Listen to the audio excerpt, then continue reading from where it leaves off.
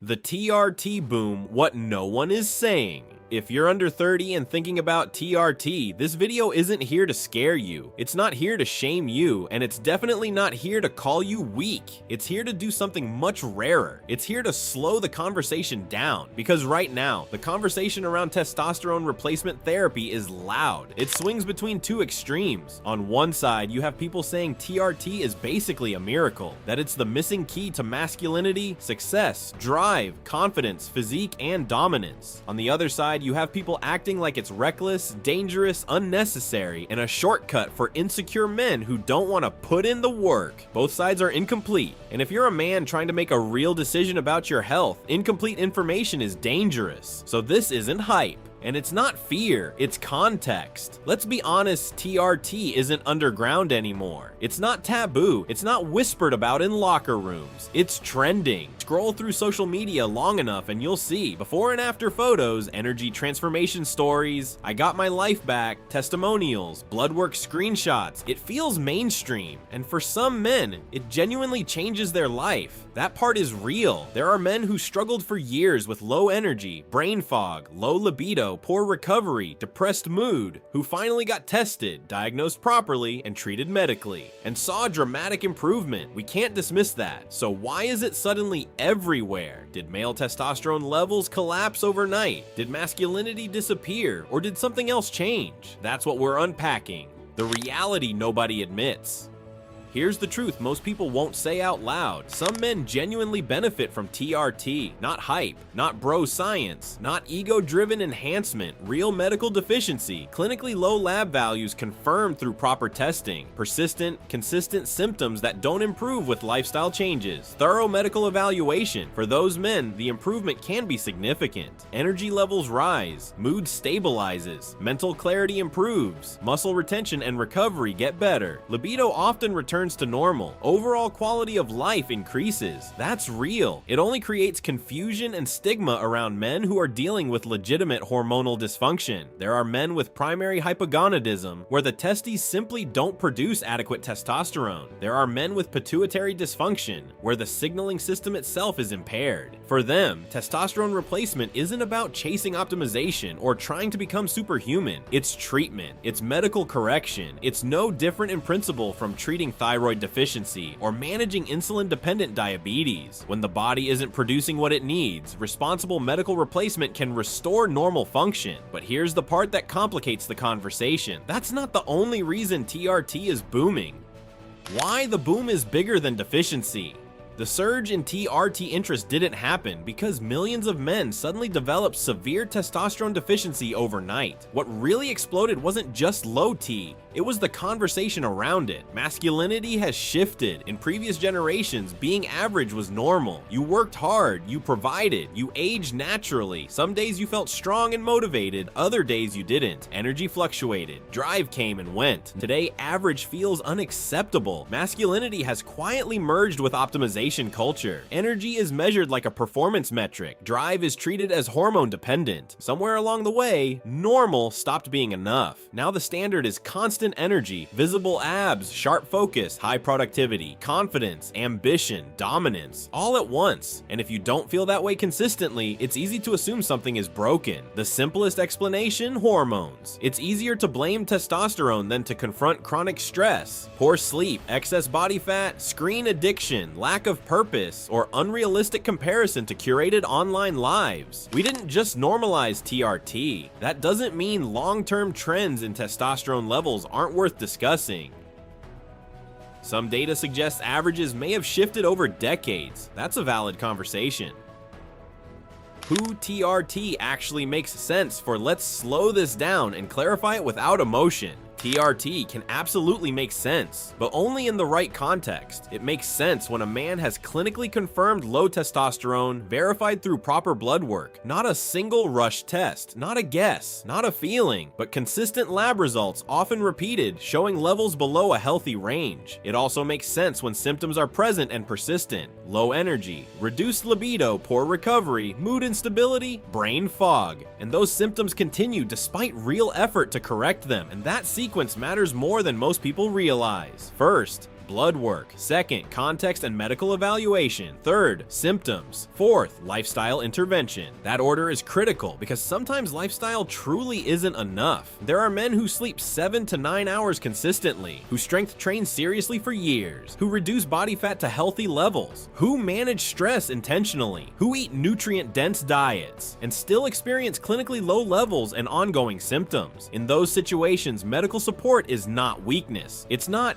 giving up. It's not cheating, it's treatment. It's addressing a physiological issue with a medical solution. But here's the part that often gets ignored in online conversations. You cannot skip the lifestyle phase. You cannot out-inject poor sleep. You cannot out-prescribe chronic stress. You cannot replace discipline with a prescription. TRT should support a solid foundation, not replace one. When used after lifestyle has been seriously addressed and medical deficiency is confirmed, it can be appropriate and beneficial. When used as a shortcut before that process, it becomes premature rather than necessary. The lifestyle filter. Before anyone talks about hormones, prescriptions, or injections, there are harder questions that need honest answers. How is your sleep? Not occasionally good. Not, I function fine on 5 hours. Are you consistently getting 7 to 9 hours of high quality uninterrupted sleep? Because poor sleep alone can significantly suppress testosterone levels. How is your stress? Are you constantly overloaded with work demands, financial pressure, digital stimulation, and emotional tension? Chronic stress elevates cortisol. An elevated cortisol directly interferes with healthy testosterone production. How is your body composition? Higher body fat percentages are strongly associated with lower testosterone. For many men, reducing body fat alone leads to measurable improvement. And how long have you trained seriously? Not casually, not for a few weeks, not random workouts. Years of progressive overload, structured programming, consistency, recovery. Here's the uncomfortable truth. Lifestyle optimization fixes more low T cases than injections ever will. Weight loss can significantly increase testosterone in overweight men. Resistance training can improve hormonal health. Sleep restoration can dramatically impact lab values. But lifestyle is slower. It requires discipline. It requires patience. It doesn't give you a syringe and a visible transformation in 6 weeks. And here's the twist most people don't talk about. The men who truly optimize sleep, training, nutrition, stress management, and body composition often don't need TRT. The men who rush toward TRT frequently haven't optimized any of those foundations. Hormones should support a disciplined lifestyle, not compensate for the absence of one. Why TRT is attractive right now. TRT isn't just a medical treatment, it's symbolic. It represents control over energy, mood, aging, recovery, and even how your body looks. In 2026, control feels more valuable than ever because modern life is chaotic, fragmented, and overwhelming. Stress is high, attention is constantly divided, social comparison is relentless. When your energy is low, focus scattered, or motivation lacking, it can feel like personal failure. And sometimes, the problem isn't your hormones, it's the high expectations we set for ourselves. That's where TRT gains its appeal. It promises a form of alignment with the modern masculine ideal, optimized, driven, focused, and resilient. But here's the critical point. TRT supports physiology. It doesn't create identity. Higher testosterone may improve energy, recovery, or libido, but it cannot generate discipline, emotional resilience, or personal purpose. Confusing biological support with character or capability creates unrealistic expectations. TRT is attractive because it offers the sense of control we crave in a world where control feels scarce. It offers the promise that if your body functions optimally, your performance, confidence, and presence will follow. The reality, however, is subtler. Hormones are a tool, not a solution. True optimization requires both physiological support and consistent lifestyle habits, sleep, nutrition, stress management, training, and focus. TRT alone cannot replace the foundations of health and performance. In short, TRT is appealing because it symbolizes control in a high-pressure culture. But understanding what it actually does, support rather than create, is the key to realistic expectations. What TRT doesn't do. Let's be clear, TRT is not a magic fix. It can help optimize certain aspects of physiology, but it cannot transform who you are or build habits for you. TRT does not turn you into a different person, create discipline or focus, fix poor sleep habits, resolve emotional avoidance or mental blocks, correct a bad diet, give direction or purpose. What it can do is elevate baseline physiology. It may improve energy, recovery, libido, and mood, but these improvements only support what you already build in your life. They don't create it. If you avoid discomfort now, you'll avoid it on TRT. If you lack structure or consistency, higher testosterone won't generate it for you. If you procrastinate or fail to push yourself, TRT might make recovery easier, but it won't stop the procrastination. Hormones amplify your life, they don't architect it. This is where expectations get distorted. Many men expect TRT to solve their problems instantly, to restore motivation, focus, drive, or even confidence automatically. But if the foundation isn't solid, the effects are limited. Without proper sleep, training, nutrition, stress management, and emotional growth, testosterone can only do so much.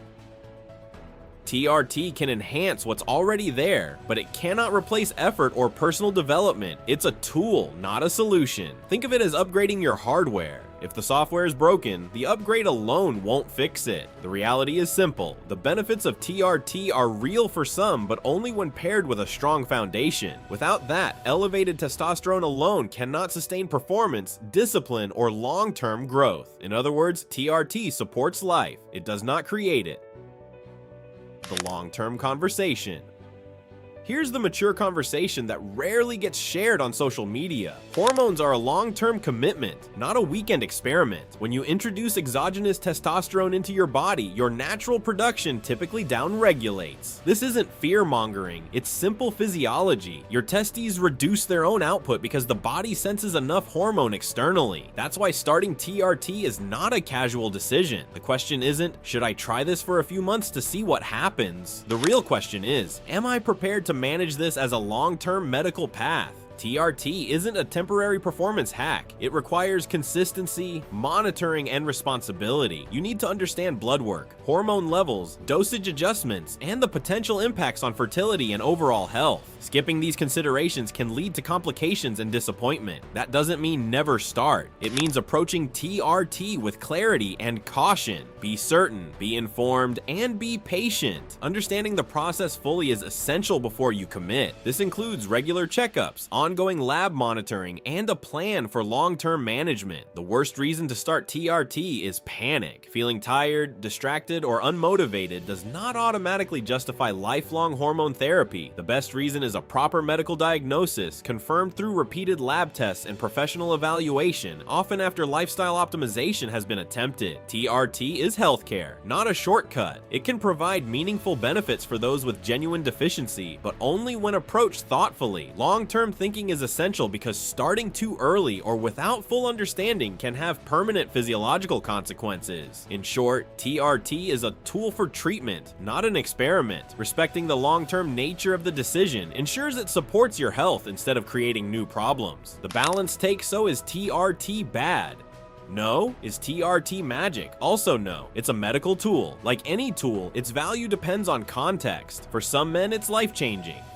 For some, it's corrective. For others, it's compensatory. The boom isn't inherently wrong, it's just loud, and loud conversations drown nuance. What's missing right now isn't access, it's discernment. The deeper layer. The TRT trend isn't just about hormones, it's about identity, it's about expectation, it's about modern pressure. It's about a generation of men trying to reconcile traditional masculinity with digital era standards. It's about wanting energy in a world that drains it. It's about wanting confidence in a world that constantly compares. It's about wanting control in a world that feels unstable. Testosterone becomes the symbol of reclaiming something. But the real power move? Knowing whether you truly need medical intervention or whether you need to fix your foundation, sleep, training, nutrition, stress, purpose, community. Because hormones can support a strong life, they cannot replace one. Final thought, if this gave you clarity instead of hype, you're not imagining it. You don't need panic, you don't need propaganda, you need honest evaluation. If you're considering TRT, get proper labs. Talk to a qualified medical professional. Audit your lifestyle brutally honestly. Give yourself time. Make the decision from data, not emotion, because the most masculine thing you can do isn't injecting testosterone. It's taking responsibility for your health with intelligence and patience. Now I'm curious, do you think the TRT boom is mostly medical or mostly cultural? Drop your perspective in the comments, and subscribe if you want balanced, zero fluff breakdowns, without fear tactics, without bro hype, and without agenda, just clarity.